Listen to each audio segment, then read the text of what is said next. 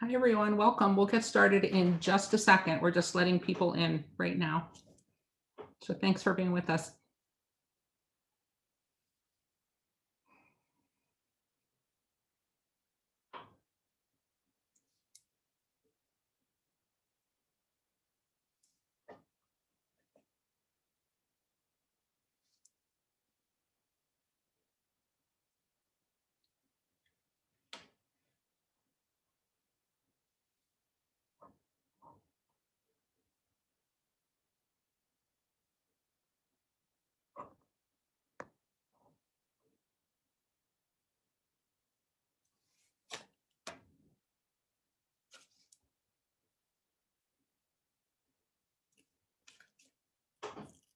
Hi, everybody. We're going to get started. Thanks for joining us on this webinar today. My name is Karen Keegan from the Department of Education. With me on the call are my colleagues from the University of Delaware Institute for Public Administration. Chris Kelly and Rachel Whittam are off camera right now, but they're helping us to run this webinar. And Tilly Jonas is also from UD. So let me introduce our speakers to talk about, is college right for me? It's really important to start thinking about this early, and we just wanted to present some information to get you thinking. One of our presenters is Kim Lopez, who is a lifelong Delawarean who is passionate about access to education. She attended William Penn High School and then went on to Cornell and the University of Pennsylvania for her undergraduate and master's degrees. She most recently worked at Teen Sharp, where she helped students navigate high school and go on to college. She is currently the program manager at Rodel, working on post-secondary education and the Teacher Pipeline Project. So we're really happy to have Kim with us on this call. And Tilly Jonas went to Temple University in Philadelphia for her bachelor's degree in English. She worked at Big Brothers and Big Sisters and lived in South Korea teaching elementary students. Now she's back in school, getting her master's degree in public administration at the University of Delaware and working for the university supporting programs for Delaware youth. So we're really happy to have both of them with us. We will encourage you to put any questions you have in the chat. There will be time to ask questions. And so I'm going to turn it over to Kim and Tilly. Good evening, everyone. Thanks for being here. We're so excited to have you and to go over something which is extremely important, right? A lot of folks talk about college, but we don't always ask why. We don't always go a little deeper and try to question, is it the right choice for me? I think most of us are really excited about college and we want you guys to consider it, but I think it's important that we have a good understanding about the benefits and what we'll even do in college before you can know exactly if it would be the right fit for you. So I applaud you guys for being here, for digging a little bit deeper into this. And whether you are in 9th, 10th, 11th grade, this information will hopefully be helpful to you in just thinking about if college is the right fit. So to get started, I wanted to share a poll. So if you guys can grab your phones or open another browser, we're going to do a poll really quickly so that we can get an idea of what you all think about college. So as you can see here on your screen, you go to menti.com. You can use a browser on your computer or grab your phone and go ahead and go to menti.com. The code is 47413462. And then you can just answer the question.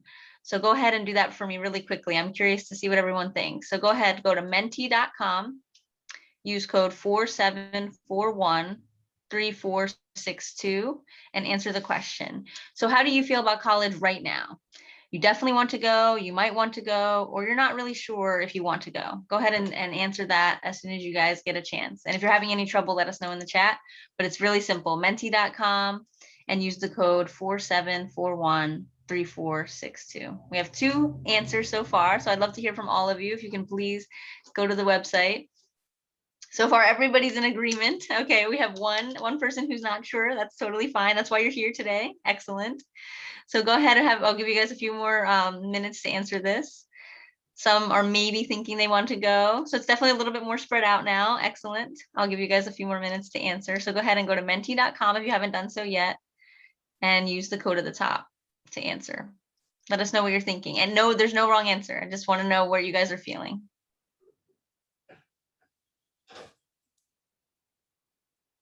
We have 11 respondents, and I know we have a few more people in the room. So if anybody else wants to go ahead and put their thoughts here, I would love to hear from you, and keep that browser open because I have one more question for you. You guys want to let me know, how do you feel about college right now? Again, there's no wrong or right or wrong answer. Definitely want to go, I might want to go, or I'm really not sure if I want to go. That's why you're here. So I really appreciate you guys spending some time with us this evening so we can explore this topic. So from those of you that answered, it looks like the vast majority are sure you want to go. That's great. You already decided, but maybe you still don't really know the why, right? Then we have a few of you who are not quite sure yet. Some are really in the middle and some are, yeah, maybe not. Maybe it's not for me. So let's kind of dig a little bit deeper today into what that might look like if you were to choose to go. So the next question, I want you guys to use your phones again. When you think about college, name up to 3 benefits that you think that might result from attending. So go ahead and write in there any word that comes to your mind when you think about a benefit from attending college. What have you heard? What do you think about college? Go ahead and answer in your phone or your browser, the same place where you just answered that, that question.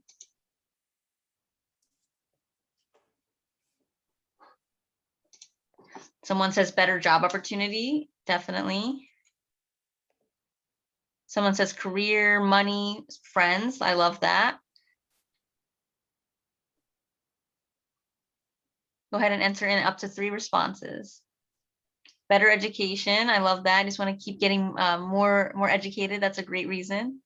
New environment. Yeah, you might stay in your home state. You might go somewhere out of the way. You might be from Delaware and go to the University of Delaware, but maybe you're from the Sussex County, and that's a really different environment. So you don't have to go far to necessarily change environments.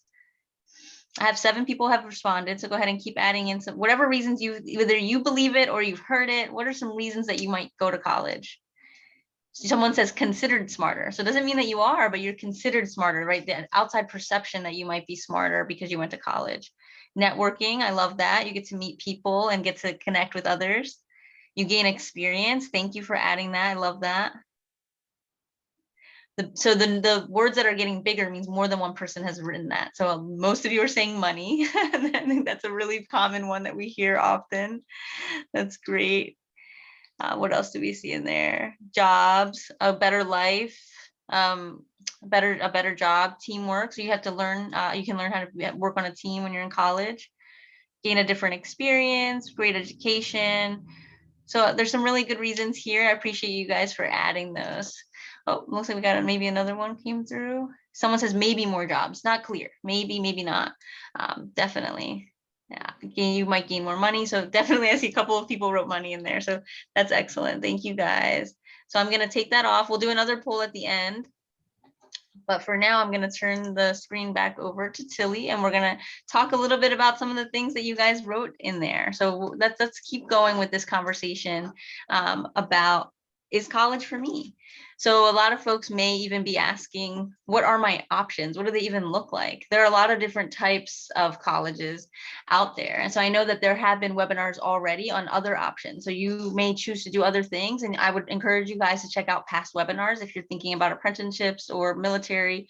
But today we're focusing on college. So the options that we wanted to highlight very quickly are the ones you see on your screen. There are a lot and it's a little confusing. So either take some notes, feel free to ask questions in the chat, but we wanted to highlight a few of them. So as you'll see here, there are research institutions, which basically the highlight for them is that they focus on research. Everybody in there in the university is really trying to do something really great in the field of research. And so some of you may be thinking, oh, research, that's science and math. Not necessarily. There's research in all different types of areas.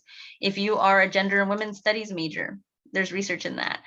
If you're a history major, there's also research in that. So research institutions really, they're very big about wanting to make strides in the different areas where the professors are working. And they really spend a lot of energy and resources on this. And they tend to be bigger schools. So definitely know that's a really great option. But that doesn't mean you will have to go to a research institution to do research. The University of Delaware is a research institution as an example. And there are plenty of others that you may have heard of. I think Tilly went went to Temple, which I believe is also a research institution. So there's plenty out there. You may not even know that they're research institutions. So the liberal arts colleges, I think a lot of folks get confused around that term. So I wanted to highlight that. When you hear liberal arts, a lot of folks think, oh, you can do music and fine art and maybe writing or things like that. But that's not what liberal arts mean. In fact, at liberal arts colleges, they also do research. It may not be the main focus, but their professors are also doing research. And so liberal arts really is a type of education that produces well-rounded students that have really strong abilities to think critically and articulate their thoughts in ways that are very, very pointed and impressive. So liberal arts education is one that we also want you to consider. They tend to be smaller schools. And so they're definitely, depending on what type of environment you're looking for, this could be really great for someone who needs a smaller classroom environment, but also really great options. And again, not limited to the arts. You can even study engineering at a liberal arts school at some of them. Some offer engineering as an option. So certainly don't limit yourself and don't feel like you have to look at one or the other, but do know what they offer and what kind of school you might be looking at. At HBCU, or historically Black college and university, there are over 100 of these that have been designated by the U.S. Department of Ed, and they were established prior to 1964 with the primary mission to educate Black Americans. And so these schools are really great because you're going to get a very specific type of education where if you are a student of color, you're probably going to feel a little more comfortable in these spaces. They tend to have all the similar resources as the other schools that we just talked about, also doing research. They may range in size, where you may have a really huge school or a really small school that might be a liberal arts school. It just means that, again, that they were established prior to 1964 with the intention of educating Black Americans.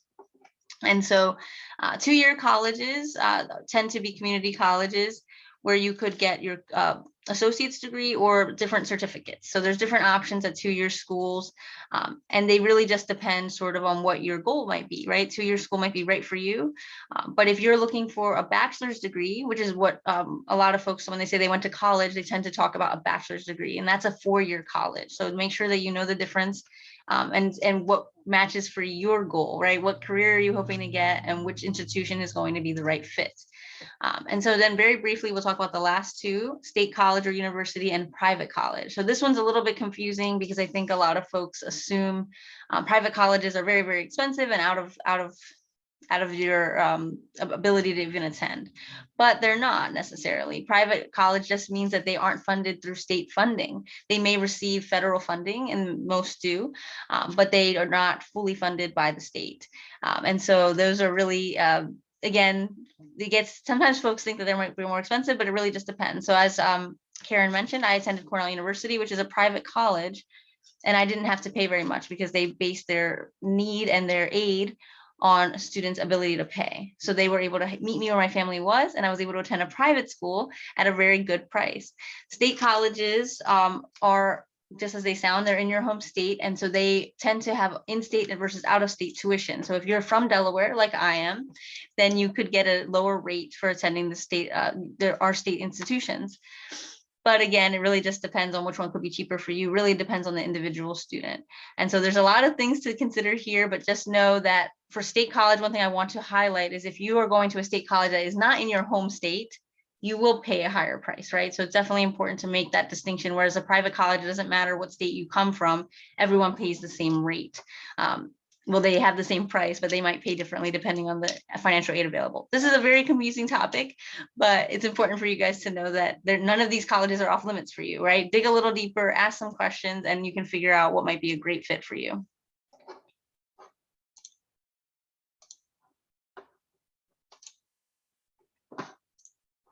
All righty. So what exactly is college? We're going to talk about that today. And so Tilly and I are going to go over the different reasons or different ways to think about what you'll be doing in college. Primarily, it is a space for learning. You know that it's an academic space. That's what when we think of college, we think of academics. So we'll talk about that. But it's also a space with tons of resources. I can't emphasize this enough. So if you're someone like me that comes from a low-income background, I was overwhelmed with the number of resources that I had when I was at college in ways that made me feel really empowered and that I could really take advantage of things. So we're going to talk about that. But it's also an opportunity to grow into whichever person you're becoming, but also have fun. So there's different things that we'll talk about in all of these spaces as we get to those parts of the discussion today.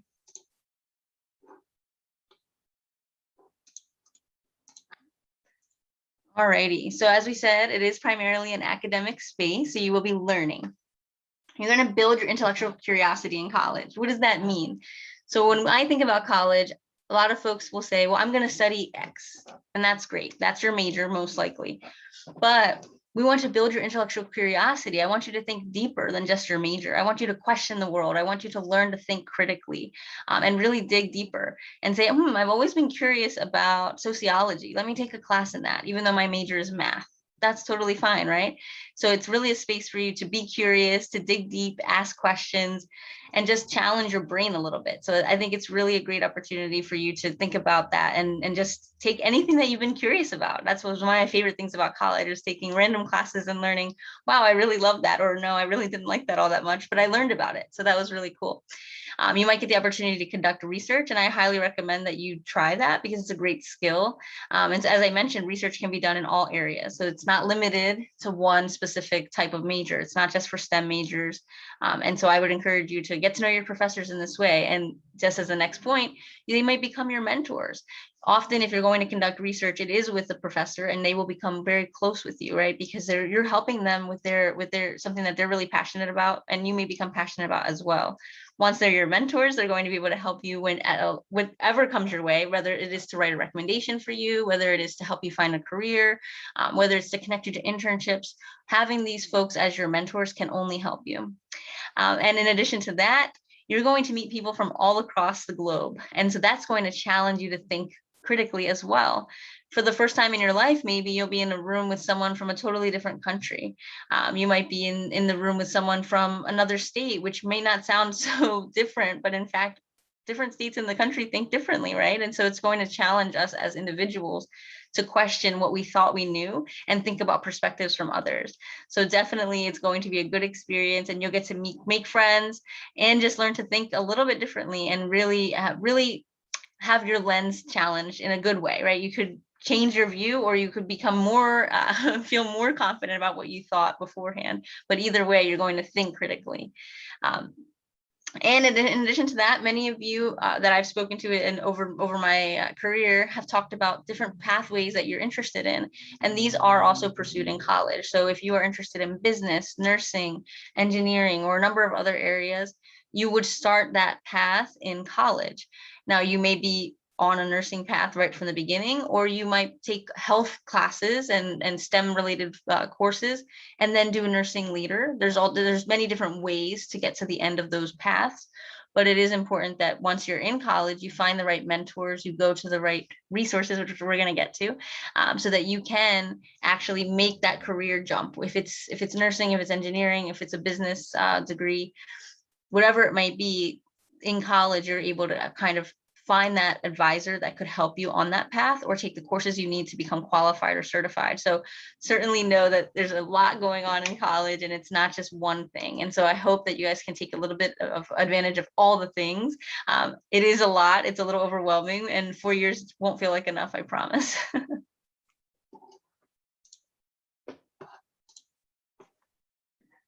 So college is also a place to succeed. So as Kim mentioned, there are lots of resources out when you get to school. And those resources are there to help you succeed. You'll also learn, one of the resources is learning technical skills. Like Kim was mentioning, you're gonna conduct research, and a lot of times you might learn some technical skills to help you on that path. You might have heard of statistical programming like R and Python. A lot of it can be connected to research. There's also ArcGIS, which is Geographic Information System, which is basically mapping and data put together. So to help people understand what data they're looking at. And I'm sure a lot of you have heard about coding. And so those are technical skills that you can also bring together with your academic learning. There are also lots of support services. of all types on campus.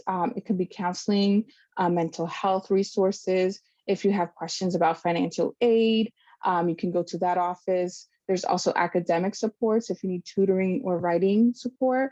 If you do your essays with some time, you can submit them and get some feedback so that they can give you some pointers on how to build a stronger essay. And there's also resources for first generation students. So if you're first in your family to go to college and maybe you didn't have people to exactly tell you what to expect and you're surprised, there are resources there to kind of help you provide guidance and give you just some support to get through at least that first year in school. There's also resources to find internships. So an internship is a work opportunity, usually in the summer, but sometimes through the school year, to kind of figure out where you want to go. So it's like a practice to see if this is the field that you want to enter, gain some experience, gain some more skills. And you can find internships through campus partners or through alumni. Alumni are the folks that went to the school and want to give back and support other students who are going through that school as well. And then you'll have access to career advising. As Kim mentioned, there might be some pathways. If you're nursing, you're exactly going to go that way, but maybe you're unsure. And so you're taking different kinds of classes to figure it out. A career advisor can help you figure out which classes to take, if there are certificate programs that make sense, how to embed that into your 4 years of schooling. So these resources are there to really help you succeed because they want you to be successful, not just in the academics, but in all parts of you as you're going into school, maybe for the first time being independent from your family. So college is also a place to grow. So it's about growth and fun. So with the academics and the resources, there's also clubs and organizations. Some schools have hundreds of organizations that you can pick and choose from. And joining these clubs can help polish some of your skills. So you want to work on public speaking, or you want to plan events or learn how to fundraise. Being part of clubs can help you be part of these activities. So the clubs can be academic, it can be cultural, it can be focused on community service, and it's really helping you build community. So you'll get to know peers from your classes, but you also get to know folks with other interests that you might have. Maybe you have similar cultural backgrounds, or maybe you want to learn about different cultures, so you want to join those groups. Or maybe you have similar volunteer interests as well.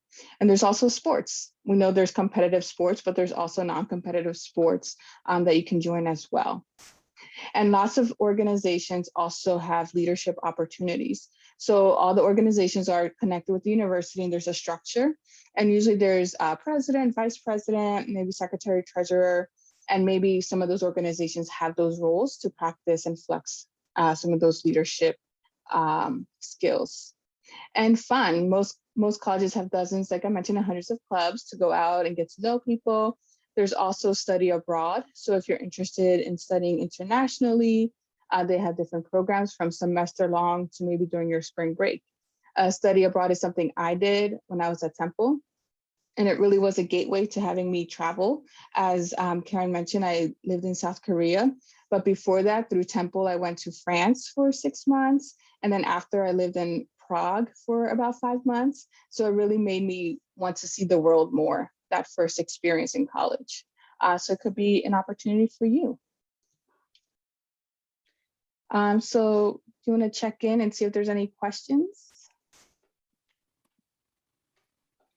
Yeah, so we did get a question in the chat.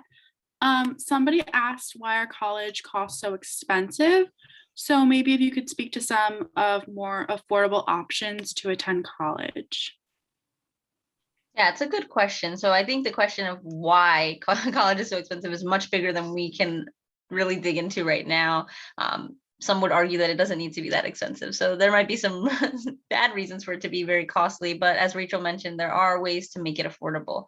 So as I mentioned, some schools offer need-based financial aid where it's really dependent on how much money your family makes, and then they will charge you differently according to that. So as I mentioned, from my personal experience, I attended Cornell University, and it was actually cheaper for me to go there than to attend my state option. And so for me, it was amazing because I didn't have to spend a lot, even though the price tag was $65,000 a year at the time. And so I just want you guys to hear that, to know that you shouldn't say no to any college before you do a little more digging. You ask questions, call the financial aid office, ask them what their financial aid looks like.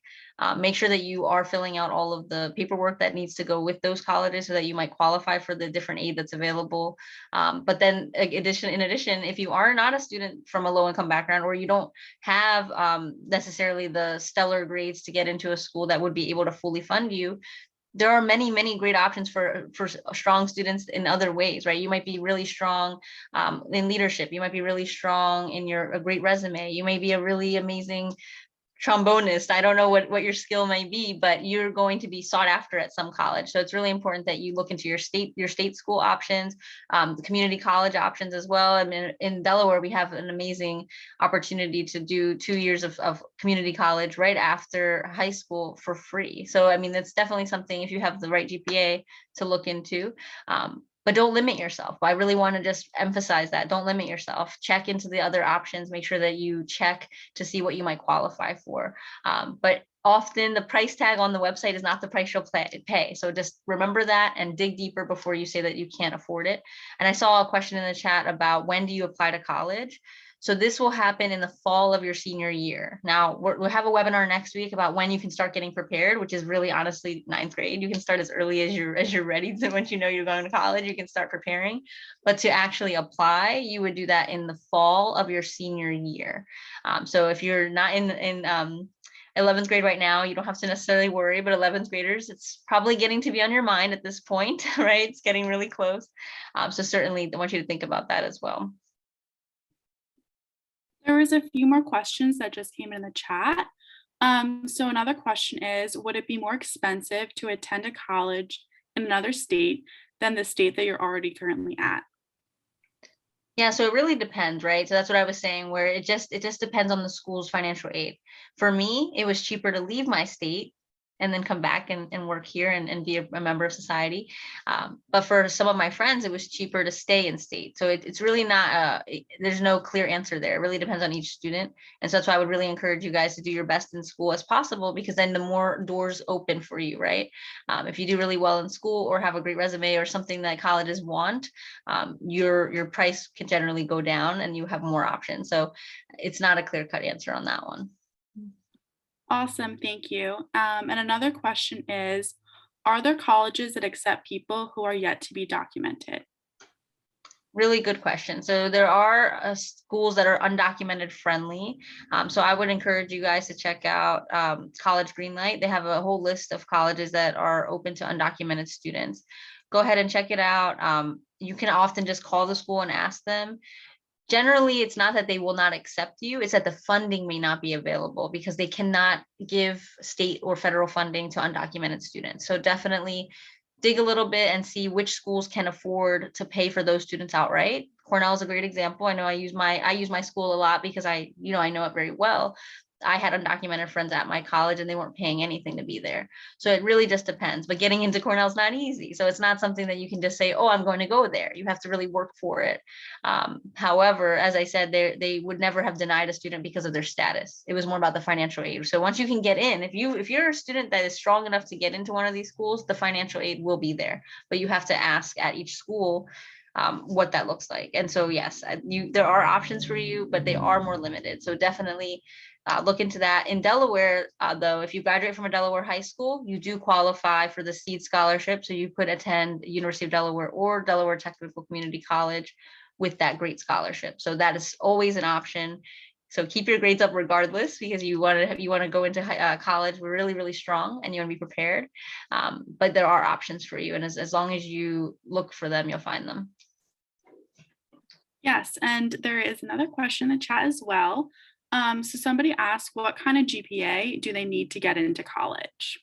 That's a great question. And we're going to talk about that next week. So I want you guys to come back next week for the part 2 of this webinar series, and we're going to dig deeper into that. There is a college out there for almost everyone. So it's not necessarily that you need to have a certain GPA to get in. But obviously the better the GPA, the more options you'll have. So just keep that in mind, but know that if you want to go to college, you will find an option. And I'll be excited to talk more about that next week. So we're going to get back to this webinar where we're going to talk about why should I even consider college? So I like that word cloud that we did in the beginning. Many of you said money, money, money, money, money. That's why we go to college. So it's no surprise that my first point says improved economic situation for yourself and others. Some other people can benefit when you are able to attend college. Something you might be surprised to hear is improved health. So we're going to talk a little bit about what that means. But going to college does seem to have a positive impact on your health and your ability to live longer.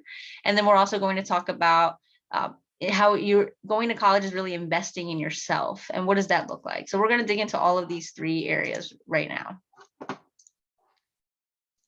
So as you guys mentioned, economics, right? That's huge. I mean, that's what we hear the most on the media and in other spaces. So I'm not surprised that many of you mentioned that, but I wanted to just break it down with real numbers so you guys can see what a difference it makes to go to college in terms of money and what that will mean for you as individual people. So this chart here has a lot going on. So let's look at it together really quickly. On the left axis, the vertical axis, you can see the types of degrees that a person might have. And then on the horizontal axis, you can see weekly earnings. So this is the amount of money they're earning per week based on the degree that they've attained. So at the bottom, we're starting with less than a high school diploma, meaning the person did not finish high school. And then at the very top, we have folks with doctoral degrees. We'll talk about what that means, but each step means that they got a little bit more education. And so to see the green line, you can see that the more education you have, the more money you're receiving weekly. So it's certainly, as you guys said, you're spot on. There is more money for those that get educated. So it's definitely something to consider if that's something that is appealing to you, which I know for a lot of us, we are looking for economic freedom and being able to buy the things we need or take care of our family. So it's certainly helpful. So let's go look at this a little bit closer.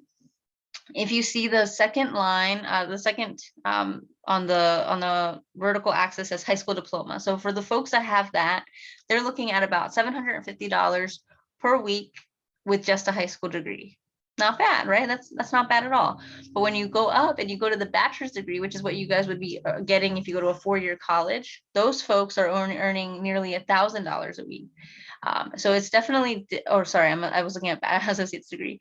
Bachelor's degree is actually $1,250, so it's an even bigger jump. It's nearly a $500 increase.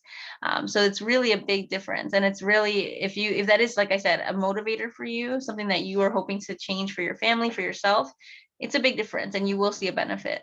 And then if you keep going up, you can see there's a master's degree, which is usually a 1 or 2 year degree that you would get after your bachelor's, which is in a specific area. Those folks earn about $1,500 a week. A professional degree would be like a law degree, and a doctoral degree is if you're going to become a doctor or become you get a PhD in a particular subject. And those folks are looking at $2,000 a week. So it's very, very worthwhile money-wise if you did want to get educated. And obviously these things will all differ depending on what degree you earn, right?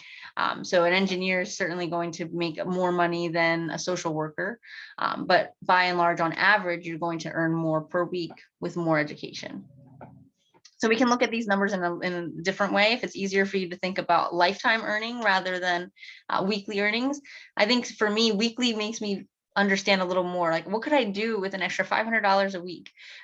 But it's also helpful to look at it over your lifetime. And so same axes here, you can kind of see the different earnings over a lifetime. But for someone with a high school diploma, they're looking at a little bit under 1.5 million over their lifetime. And a bachelor's degree is almost 2.5 million in their lifetime. So $1 million more by being educated in the 4-year degree. And then, as I said, as you go up, it just goes up from there. So if you really want to increase that by a lot, get a professional or doctoral degree, you're looking at over $3 million in a lifetime. So certainly significant, but money's not everything, right? So it's certainly, for some of us, it's important, but not for everyone. And like I said, it will depend on the different majors that you choose. So just something to keep in mind. And now we're gonna watch a short video. So let's see if this will play for you guys.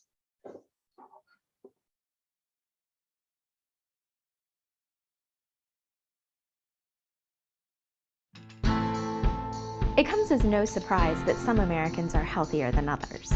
But did you know that your years of education can predict how long and how well you will live? That's even more true today than it has ever been.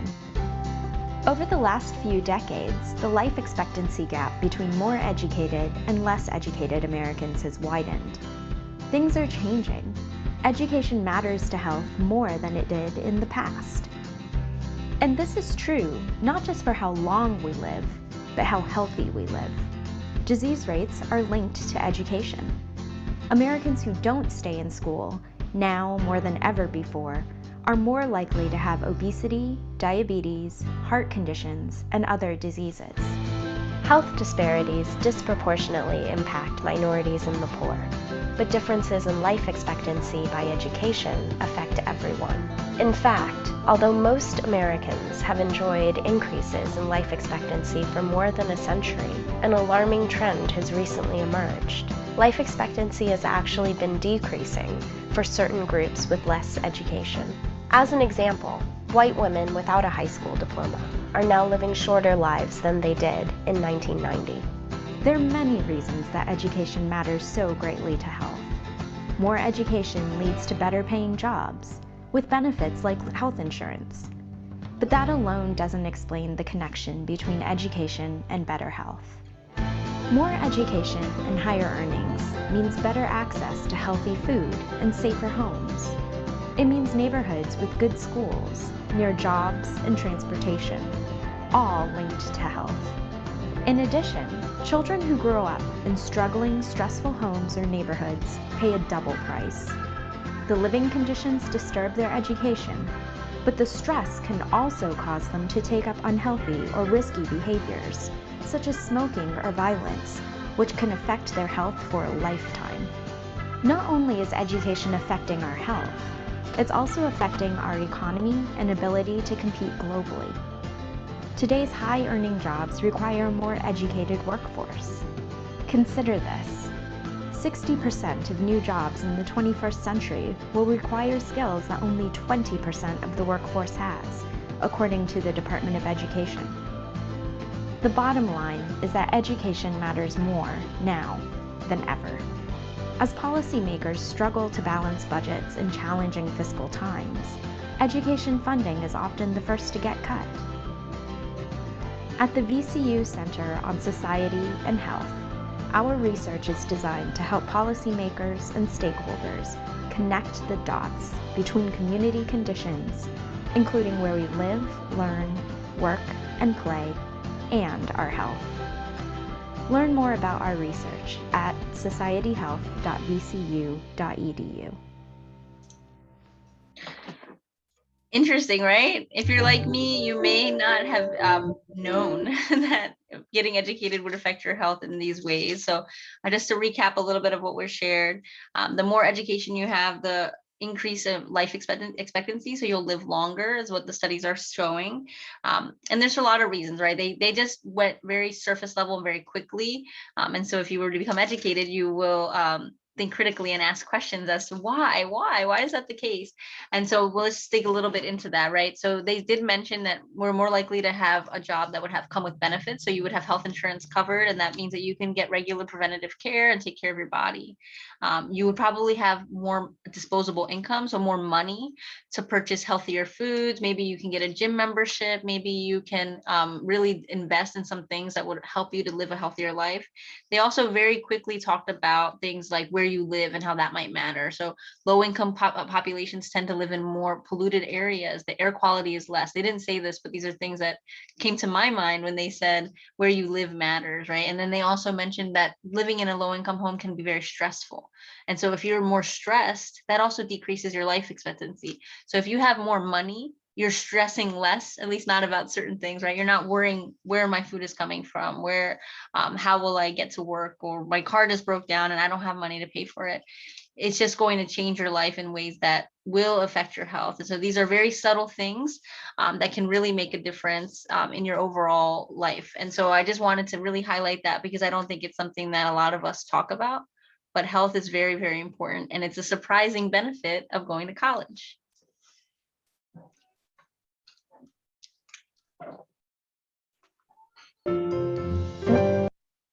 So we also wanted to talk about long-term college is about investing in yourself. So you are investing in yourself by going to college and getting that education and trying to earn more money and improving your health. But it's ongoing beyond the 4 years in college. So it's continual growth and critical thinking. So you learned how to critically think and engage with new ideas and perspectives, and that's just going to keep going for yourself. And then most people with a degree are more engaged in their community. So you're more likely to just be more involved, go to community meetings, votes, be part of boards of local nonprofits, and just be more aware of what's going on and being maybe more vocal and sharing your ideas. You're also building your professional networks. So you're already doing that right now, maybe in school, and definitely when you go to college with your professors, any internships, your peers, but you're going to keep doing that as you keep going beyond college in every job or interaction that you have. And while you all might be using TikTok and Instagram now, you might be using LinkedIn in the future, which is a platform where you're professionally connecting with people through another social media site. And then it increases your productivity. So in college, you're learning skills like time management, being better organized, you're multitasking, you're prioritizing. So that's just gonna keep on going with other aspects of your life when you're going to your first full-time job and make other decisions in the future. So it's a start to investing in yourself that continues onto the future. And so maybe college is worthwhile, but what do I need to do? So that's what Kim was mentioning. Our next webinar next week on Thursday at 5 p.m., May 6th. Kim will go into more detail about what you can do now that you're in 9th, 10th, and even 11th grade, course selection, getting to know your teachers, building your resume, and much more. What you can do now as well is apply to free programs, such as Delaware Goes to College Academy, which Rachel will put in the chat. Right now, it's opening, I think, mid-May. They're starting a cohort so that you can join if you're interested. And keep an open mind and take advantage of every opportunity. I think Kim pushed that throughout the whole webinar. Just, ask questions, be curious, and see what is available out there. And don't forget to ask for help, to ask questions and see what path you want to go on. And another resource that we'll share is Delaware Student Success has a Texting to Connect program. So this is for high school students, parents, and caregivers. It's an opportunity for you to gain resources, tools, and reminders on webinars that you might be interested in. So you can get started by texting success to 302-492-2092. And Rachel and I and other people are responding to your text messages. So it's we're live on the other side. So go ahead and ask your questions and we'll try to find the best resource for you. And we'll check in with Rachel and see if there's any other questions in the chat box. Yeah, so we had one question in the chat box, a really good question. It said, would it be stressful to aim for a higher degree?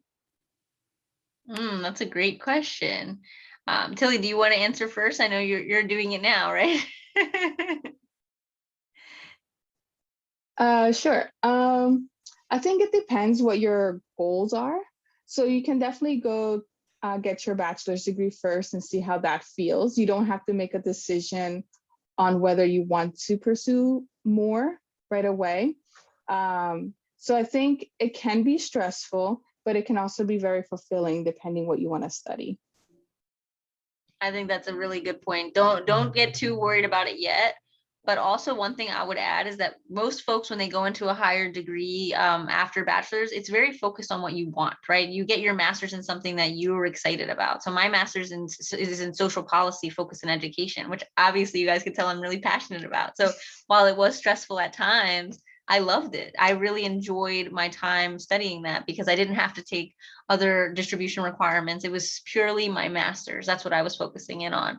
And so I think in that way, maybe it's hard and the classes are not easy, but you're really excited about them. So it might feel a little bit different. So I think it can be stressful, but maybe a healthy stress, right? Not all stress is bad. So it's something to think about. And certainly if you're thinking about it now, I applaud you because as you saw on the chart, there's a lot of benefits. And there's resources for graduate students as well, not just undergrad. So to help you with manage that stress, if you decide to do more schooling.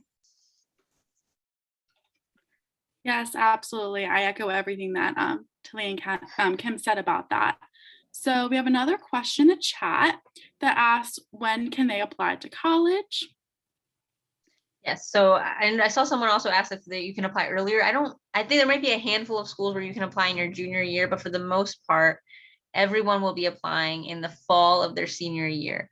There are even some schools that will accept applications in February of your senior year. But if you guys don't want to be stressed, we're just talking about stress, you want to get started as early as possible in your senior year, writing all those essays, getting recommendation letters, everything that needs to get done can feel stressful. So if you plan to do it earlier, you're going to feel better about it.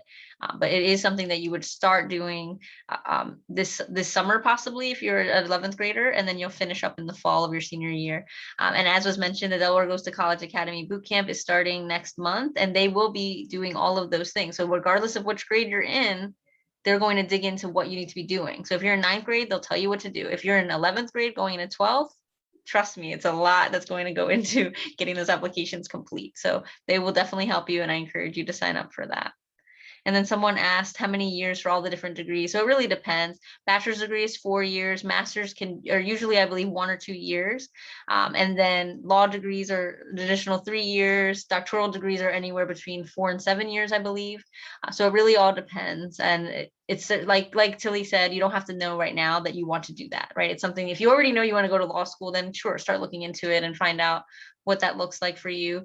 But if you just say, well, I really love school and I think I'll probably want to stay in it, then you can kind of go figure it out as you go, and just take advantage of all the resources that Tilly mentioned. Go to the career services office, go to your professors as mentors, check out the different offices that exist for internships or for just, different advisors for all different areas they have. So just ask lots of questions, and like Tilly said, be curious, because that will help you to open all the doors that you might need to really take full advantage of college. I think that some folks try to get through college as quick as possible, but I would encourage you, if it's financially feasible and you have a good option, savor every moment, take advantage of every resource, ask as many questions, get to know as many people, study abroad as many times as you can. I'm so jealous of all the experiences Tilly had. It sounds amazing.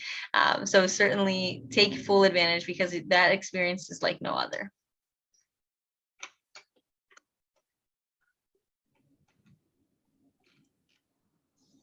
I think we got through all the questions, so that was really interesting. Well, here's one more question. Is it bad that I don't know the exact career I want to pursue? Oops, it just went away. Kim, do you want to talk about that?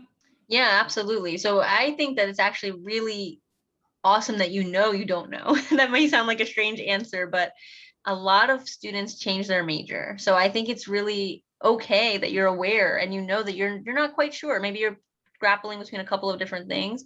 What I would say is to find a program like a liberal arts college, as an example, or a school that has a very flexible first or second year, so that you have the time to actually dig into different areas. So one of the things I really liked about my undergraduate experience is that I was able to take a lot of courses in my first year to see, do I like that business class? No, I didn't really like that business class. But I really loved my class on workers' rights. And I thought it was so interesting, and I really wanted to dig deeper. So what I would say is, it's okay that you don't know, but when you get to college, do everything, right? Talk to as many people as you can, take as many classes as you can, and ask a lot of questions, because that will help you, and use those advisors. I think that's one of the things that I wish I had done more of. utilize the professors. That's what they're there for. Ask them questions. How did you decide that you wanted to do this particular area of research? What recommendations do you have for me as a first generation student so that I can learn what's available here? What my options look like if I were to pursue this major versus that major? If you do your research and you ask your right questions, you'll be okay. And most colleges have 2 years before you have to select a major, with the exception of things like engineering and nursing that you have to start right away. But a lot of them are very flexible. So don't feel stressed about it, but certainly, don't do your research so that you can ask right questions and be on the right path. Will you be able to apply for a better degree after you've finished one and gotten a job, or like continue doing the same job while doing school, or will it be too stressful? So you can always choose to, you can go right onto another degree right from college if you choose to do that. Or some people decide to work for a bit and see what they really like. Maybe they haven't figured out exactly what they want that next degree to be. Sometimes you can work for a company and they may help pay for your next degree. It's not as common as it used to be, but that is, it is a possibility. So people go back to school all the time. And so you could go to grad school and be a part-time student while you're working, or you could be a full-time student. So there are many, many options, and there really isn't one path that's, the one path for everybody. Yeah, that's a really great question. I think that, like Karen said, it really depends. I did my master's degree part-time. I took a gap and worked so I could gain some experience and see, okay, this is certainly what I want to study now. I feel more confident. But some people know right away, and you can go do that as well. And then I think that we saw a question as well is, can you quit a class? If I'm understanding your question correctly, so there's usually a shopping period in college. So basically so what I used to do is I would sign up for 5 or 6, sometimes even 7 classes. And then I would attend them all and find out which ones I didn't like. And then I would drop that class. So you can do that within a certain amount of time without any negative consequence. But again, this is an area we need to ask a lot of questions, because if I hadn't done it on time, I would have either gotten a bad grade or I would have had to take a withdrawal on my transcript. So yes, you can stop taking a class if you find that it's not helpful to you, or that you don't really like that class for any particular reason. But I definitely recommend doing as much research as you can, talking to professors, talking to your peers. What classes did you like? But everybody's different. So classes that I loved, my engineering friends were like, that is such a hard class, so much writing. How do you read so much? And then I was saying the same thing about their math classes. So, well, opposite reasons, but certainly they were harder for me. So I think it really depends on the student. And yes, you'll as long as you seek help and resources, you'll be totally fine. I do want to comment though a little bit. There have been a lot of questions about stress, and everyone has different points of stress, right? And some things are stressful for some people that aren't stressful for others. But college doesn't necessarily, I don't want you to really think of it as an entire time of stress. Like, of course, you're going to have final exams, and so most people get stressed at that, the week or two before the end of a semester, just like you would in high school. But it doesn't mean that every day of your life in college is going to be full of stress. And some people, like, for example, for me, I loved being in college. Like, I felt prepared. I had done my work in high school to try to get good grades. And so I just went on, and that was the next step. And my son actually loved college so much that he went on to get a PhD at the school that Kim went to, which is right behind her in that picture, Cornell. And now he's a university professor. So he's still in education because he loves the university life so much. So yes, he had plenty of stresses going through all those degrees, but he loves school. He loves that environment. So it's not, of course you have stress in a job. You might need a report that's due, or you might have something, you might have to give a speech or something like that. So everyone has stresses, but it's not a negative thing. It's such an opportunity to meet new people and to expand your horizons and just learn about new things and find a path that you think you want to pursue. Okay, so I think we're trying to get clarification on a question. Do you have to pay each year for college? Yes. So each year you would, fill out paperwork for financial aid each year that you're in college, and then the college would decide what, what amount you will receive in financial aid. So yes, that's something that you do each year.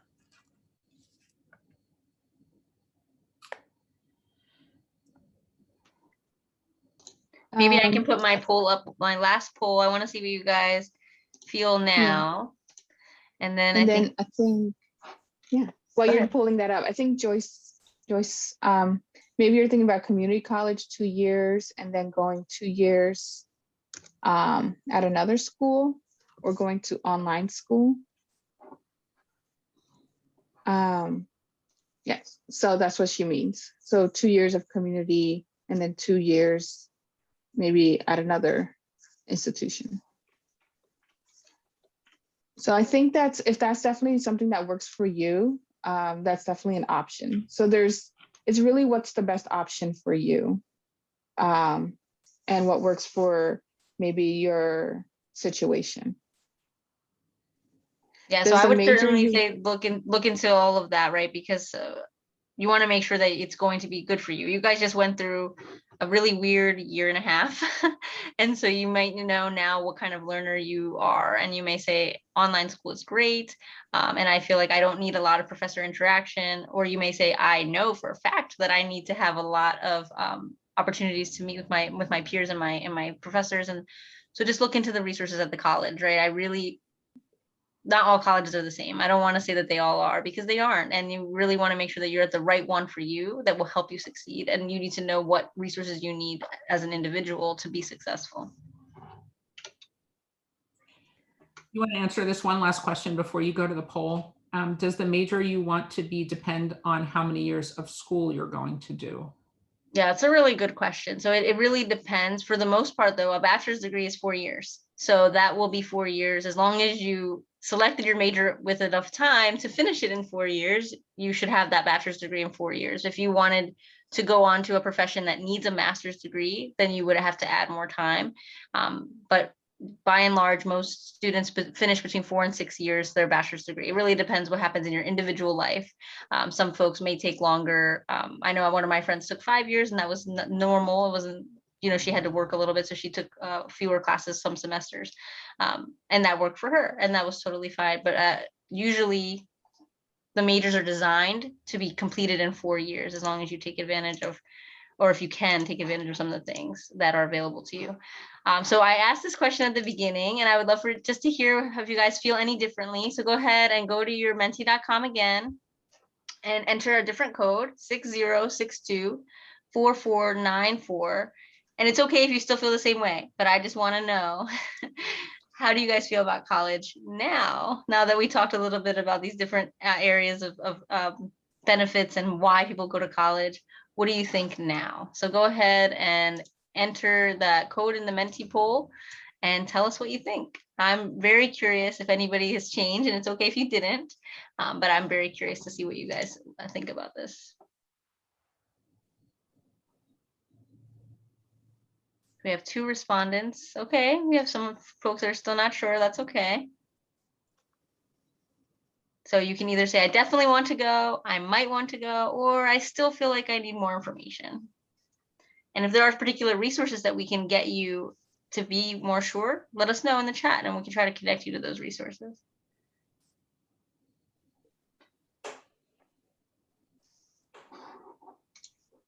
Alrighty, so it looks like it's kind of similar to where we started. We still have some folks that aren't quite convinced, and that's okay. I would be curious to know if you guys want to drop us in the chat what you're still curious about, what you're still unsure about. That would be really helpful for me. Maybe I can help to address some of those things next week.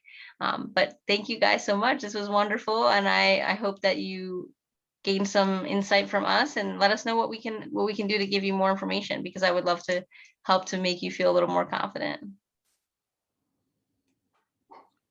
So thank you, everybody, for joining us. Make sure that you register for the follow-up to this, because we'll address some more of your questions and we'll give you some more details.